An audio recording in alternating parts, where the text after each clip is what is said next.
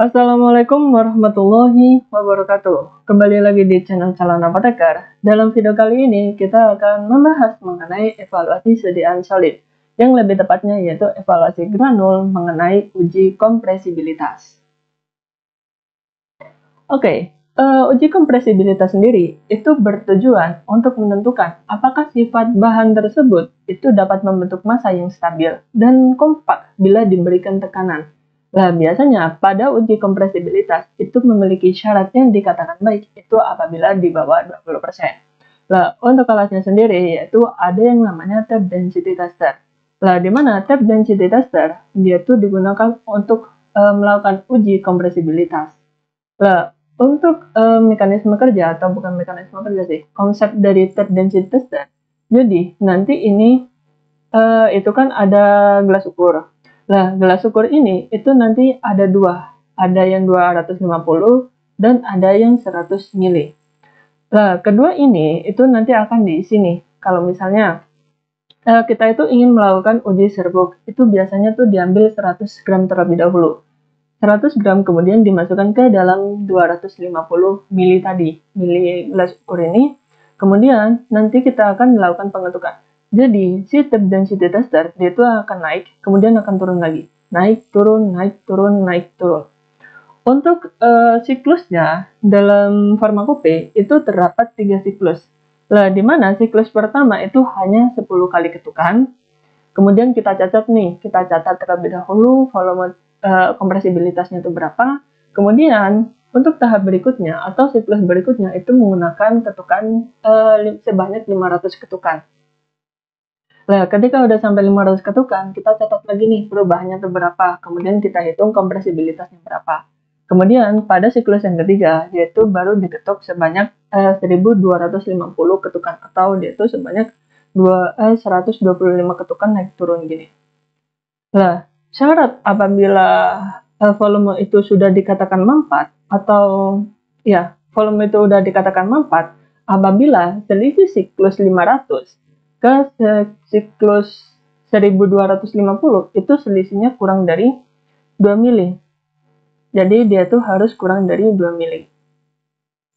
Kalau misal dia tuh masih selisihnya tuh nggak 2 mili, misal selisihnya tuh masih 5 mili, maka akan dilanjutkan ke siklus berikutnya. Untuk siklus berikutnya itu sama, yaitu siklus pakai yang 1250 ketukan lagi.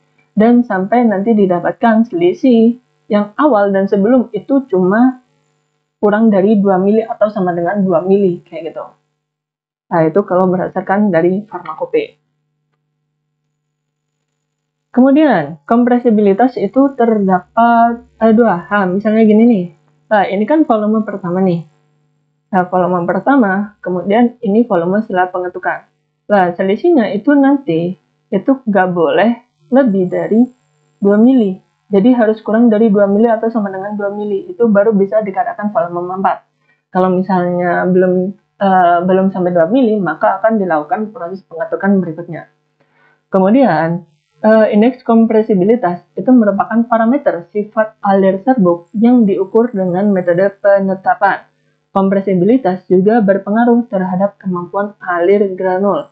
Semakin kecil persentase kompresibilitas, maka granul itu semakin mudah mengalir.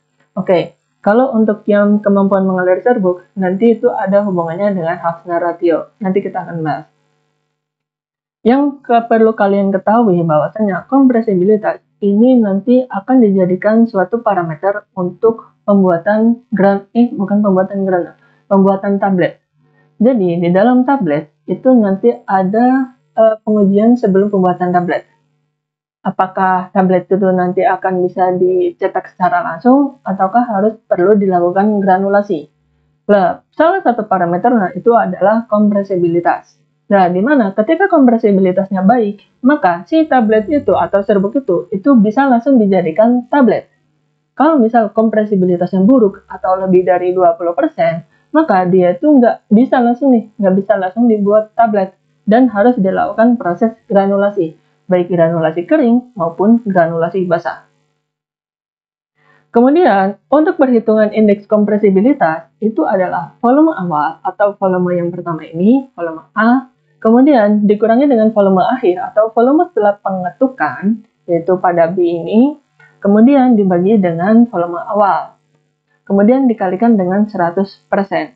Nah, ini untuk si indeks kompresibilitas. Kemudian ada satu lagi parameter yaitu Hausner ratio. Nah, di mana Hausner ratio itu rumusnya berbeda, yaitu cuma volume awal dibagi dengan volume akhir. Jadi A dibagi dengan B. Kalau kalau mau menghafalnya itu gampang aja. Kalau misalnya ratio, ini kan ratio nih. Kalau ratio itu kan udah pasti nih perbandingan, yaitu perbandingan. Jadi dia tuh membandingkan yang A dengan B. Berbeda halnya dengan indeks kompresibilitas, yaitu dia tuh harus dikurangi terlebih dahulu nih. Kalau cara menghafalnya gitu, kalau ratio berarti cuma dua aja yang diukur, yaitu volume awal dibagi dengan volume akhir kayak gitu. Kalau indeks kompresibilitas nanti dia tuh harus dikurangi terlebih dahulu nih, selisih volume awal kemudian dengan volume akhir dibagi dengan volume awal kemudian dikalikan dengan 100%. Kalau kita lihat, Hausner ratio ini kan volume awal nih, dan dibagi dengan volume akhir. Nah, volume awal itu pastinya kan dia lebih besar nih daripada volume akhir. Maka dia itu angkanya itu pasti lebih dari 1. Dia tuh nggak mungkin nih, kurang dari 1 itu nggak mungkin. Angka Hausner ratio itu nggak mungkin. Jadi nanti kalau misal ada soal nih, ada soal nilai Hausner ratio-nya itu 0, itu pasti dipastikan salah. Karena nilai Hausner ratio itu pasti lebih besar daripada 1.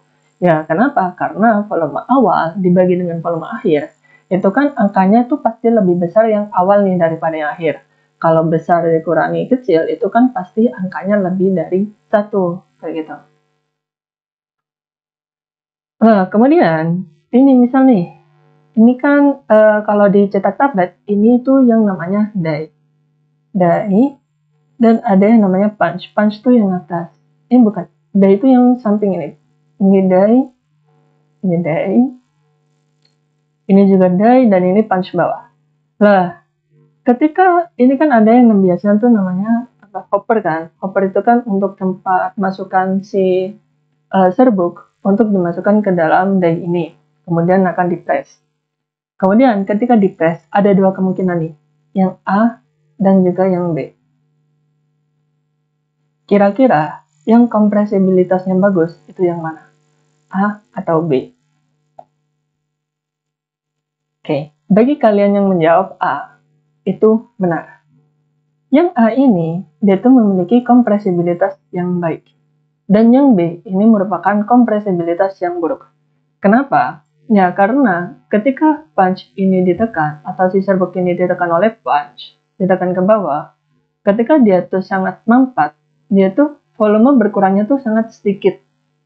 Berbeda halnya dengan kompresibilitas yang buruk. Nah, ketika kompresibilitas yang buruk, dia tuh akan terlalu banyak ditekan nih.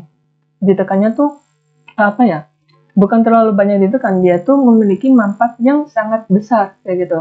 Jadi walaupun volumenya tuh sama-sama penuh, ketika kompresibilitas yang buruk, dia tuh akan jadi gepeng kayak gini.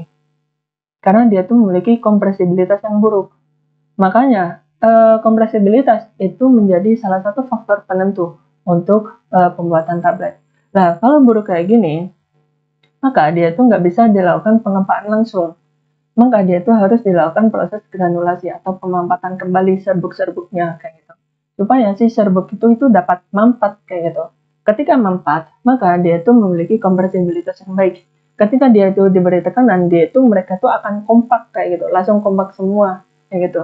Nanti didapatkan yang seperti ini tabletnya, yaitu tablet yang seperti A, kompresibilitas yang bagus. Nah, kalau ini itu nanti takutnya si tablet ini nanti memiliki kerapuan yang sangat banyak nih. Kerapuan banyak, nanti gepeng. Kalau gepeng kan nanti tidak sesuai estetik ya. Kalau istilah sekarang tuh nggak estetik kayak gitu.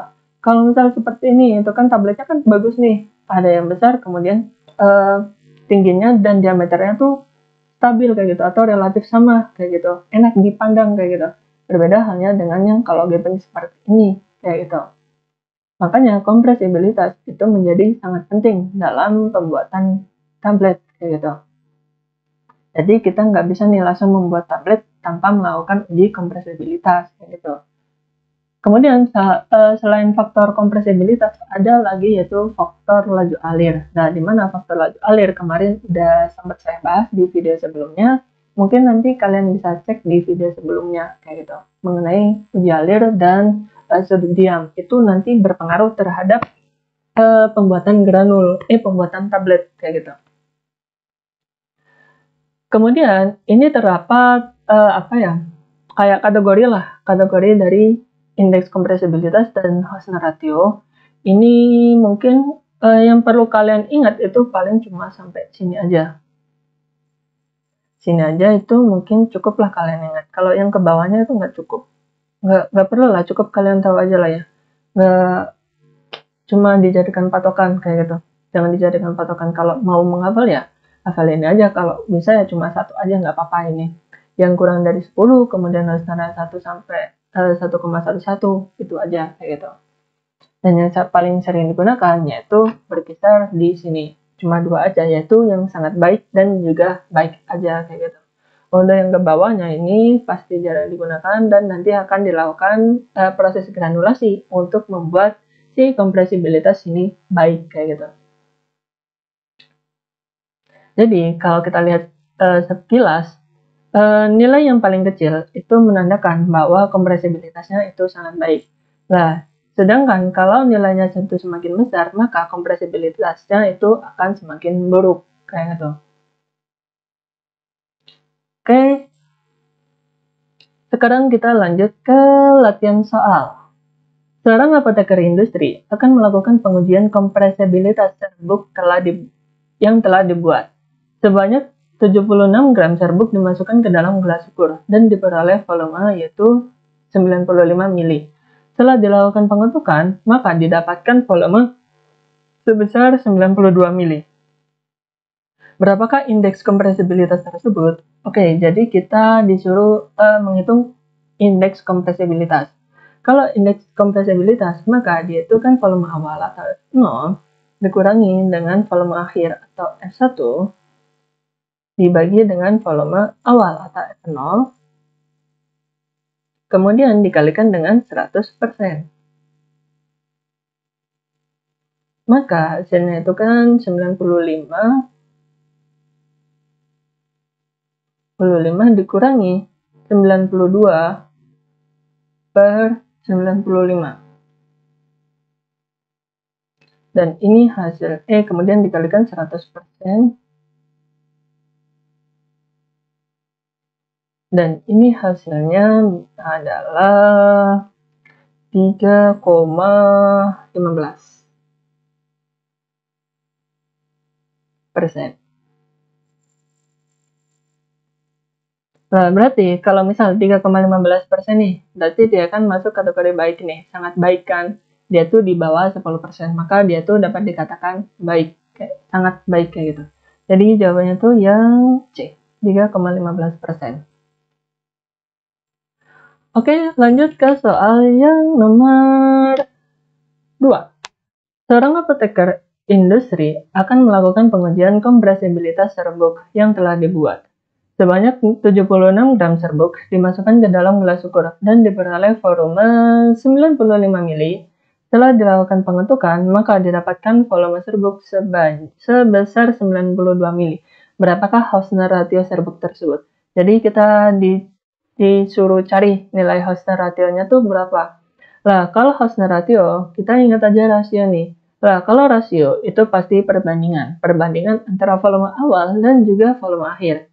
Berarti kalau volume awalnya itu kan 95 nih. 95 per 92. 92. Itu sama dengan 1,03. Dan jawabannya tuh yang B. Nah, kayak misal contoh kasus seperti ini nih. Ini kan angka di pilihan jawabannya kan ada 0, nih. Nah, kalau misal udah ada 0, itu otomatis dia tuh kemungkinan besar itu salah. Kenapa? Ya karena volume awal itu otomatis lebih besar daripada volume akhir kayak gitu. Jadi nilai 0, ini udah nggak mungkin kayak gitu.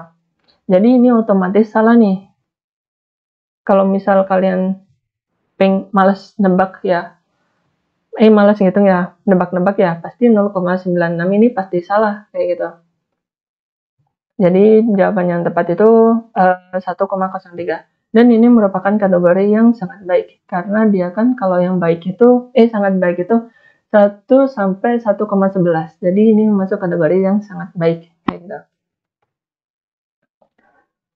Oke, cukup sekian untuk video kali ini.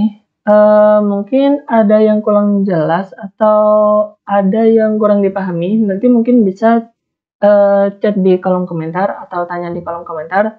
Nanti insya Allah saya akan balas kalau saya lihat. Nanti akan saya balas. Saya cukupkan untuk video kali ini. Kurang lebihnya saya mohon maaf. Assalamualaikum warahmatullahi wabarakatuh. Bye-bye.